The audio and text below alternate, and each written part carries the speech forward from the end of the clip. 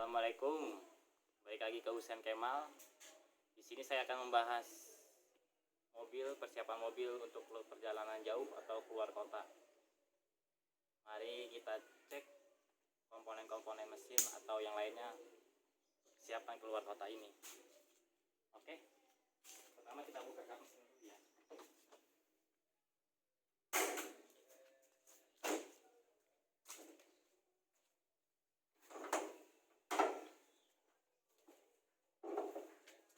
Yang pertama kita cek air radiator. Bisa dilihat sini, coba air radiatornya. Nah, kalau radiatornya masih ada, ini berarti keadaan baik. Setelah itu kita lihat di reservoir tanknya. Reservoir tanknya sini ada batas full sama low ya. Usahakan air itu ada di batas full ini. Kalau misalkan kurang bisa kita tambahin. Setelah perjalanan agak jauh dia berkurang, mungkin ada yang tidak beres di kisi-kisi radiatornya atau di selang-selangnya ada yang rembes. Level oli. Nah, level oli di sini ada batas titik 1, titik 2. Nah, ini titik 2 di paling atas ini batas fullnya. Sebelum kita ngecek, usahakan kita lap dulu pakai tisu atau lap lainnya. Di sini saya lap pakai tangan aja, bisa dimasukkan kembali, lalu angkat lagi. Kita lihat dia berada di batas full ya. Oke. Habis itu kita bisa cek ini power steering, minyak power steering atau oli power steering. Kita lihat apa ada olinya apa tidak. Nah, di sini juga ada batas fullnya sama low-nya. Tapi di sini bertuliskan cold sama hot. Jadi dalam keadaan mesin dingin, oli itu ada di posisi cold. Sedangkan posisi mesin panas itu ada di batas hot.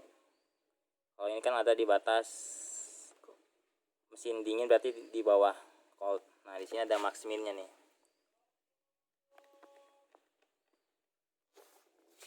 Ya, di sini ada batas max minnya. Habis itu kita bisa lihat oli power steering, oli minyak rem. Minyak rem ini. Ini tadi power steering. Nah, ini minyak rem kita bisa lihat.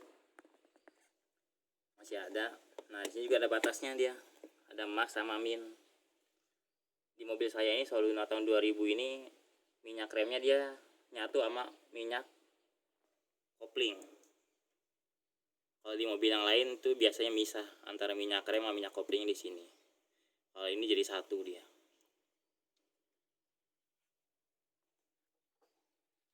Habis itu kita bisa cek aki mungkin.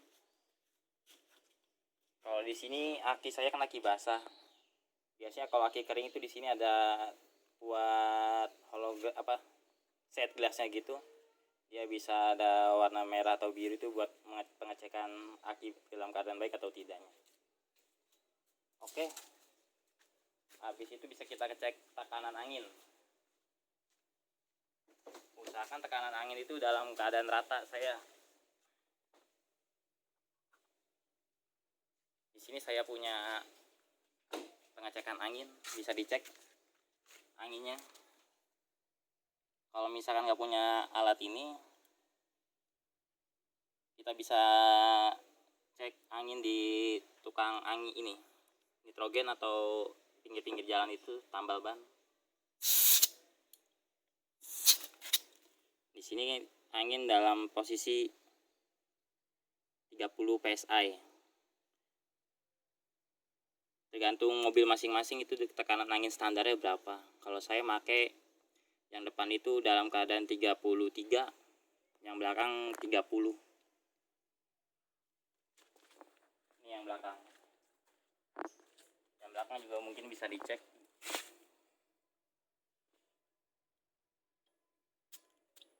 Nah, yang belakang pas 30. Yang belakang pas 30, yang belakang kurang 3 psi. Habis itu bisa dilanjut dalam keadaan mesin hidup.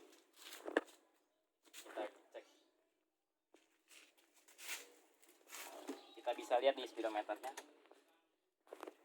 Ini tanda indikator aki. Ini radia oli, pompa oli. Di sini cek engine.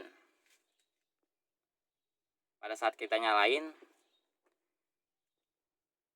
ini bisa dalam posisi keadaan mati semua ya. Berarti itu dalam keadaan normal. Nah, ini mati semua. Berhubung dari mobil udah dipanasin sebentar, jadi pompa oli langsung mati. Yang di sini aki juga langsung mati. Biasanya kalau mobil dalam keadaan dingin, pompa oli agak sian 3 detik dia baru mati, karena sensor pompanya baru kebaca olinya. Berhubung ini dipanasin, jadi pompa oli langsung sudah mati dia. Kita balik ke kap mesin.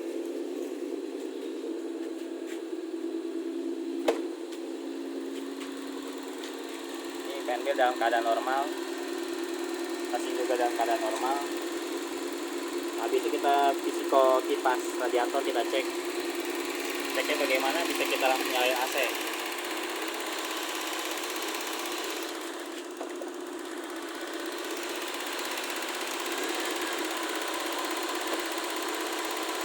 Dalam AC keadaan nyala berarti kipasnya nyala dia.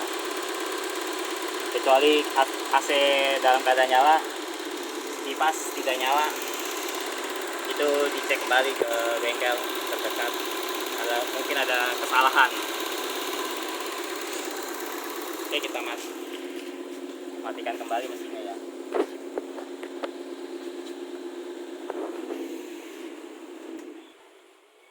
Mungkin cukup dari saya untuk persiapan mobil perjalanan jauh atau keluar kota. Kalau misalkan dari oli mesin sendiri, itu bisa dicek dari kertas yang biasa kita servis. Itu biasanya di kertas seperti ini.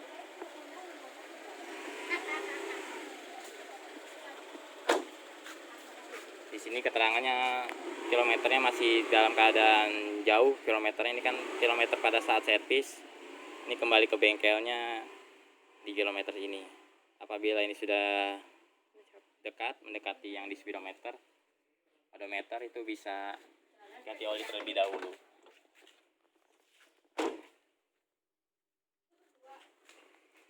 Dan untuk oli transmisi itu biasanya ada kertas seperti itu lagi. Kalau misalnya sudah mendekati kilometernya bisa ganti oli. Oke, cukup sekian yang saya bahas untuk perjalanan jauh atau persiapan perjalanan jauh mobilnya. Terima kasih telah menonton video saya. Wassalamualaikum warahmatullahi wabarakatuh. Jangan lupa subscribe, like, comment, and share. Oke, thank you.